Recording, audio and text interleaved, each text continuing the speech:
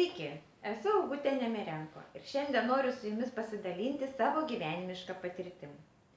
Vos būdama 19 pirmą kartą ištekėjau. Ir mano šeimininis gyvenimas truko beveik 3 metus. 24 ištekėjau antrą kartą. Ir galvojau susiradusi tikrai nuostabų vyrą. Tačiau mano rožiniai akiniai nukrito vos tik nuvykus į jo gimtąją šalį ir susipažinus su giminaičiais. Buvo be galo gėda prisipažinti ir sau, ir aplinkiniams, kad vėl suklydau.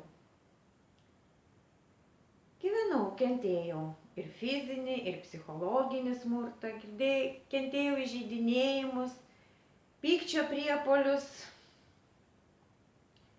Buvo labai gaila savęs ir vaikų, bet buvo didžiulė baimė, kad neišgyvensiu viena su vaikais. Ir taip gyvenau net 11 metų, kol nusprendžiau, kad man reikia pagalbos.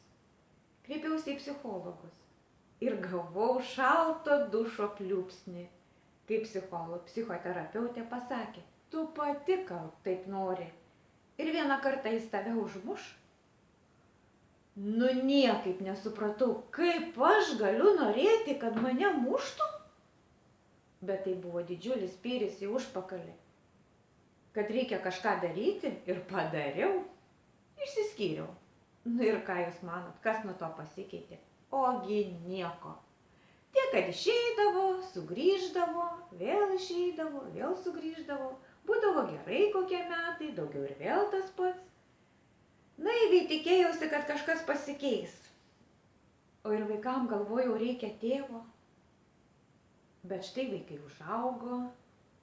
Ir vieną gražią dieną iš suaugusio sūnaus išgirstu tokios žodžius. Čia tu kalta, kad mes užaugom tokie nervininkai. Taigi reikėjo seniai išsiskirti.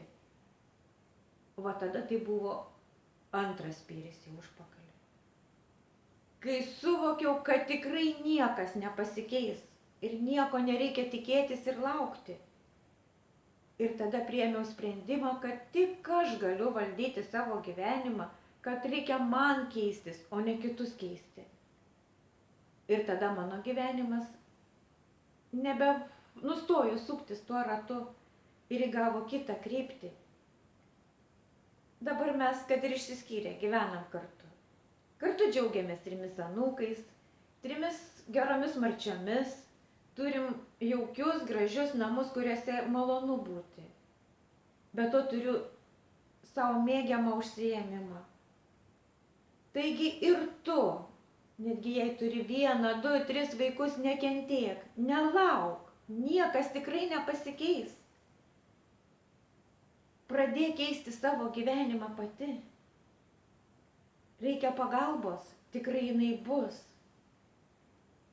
Patikėk mano gyvenimišką patirtim, aš tikrai žinau, kaip tai padaryti. Kreipkis, visada padėsiu, palaikysiu, nebūtinai į mane. Yra tikrai kas gali tą padaryti. Tik nelauk, nekentėk, imkis priemonių. Tai buvo Augutė Nemerenko. Taigi šiandien tiek, iki.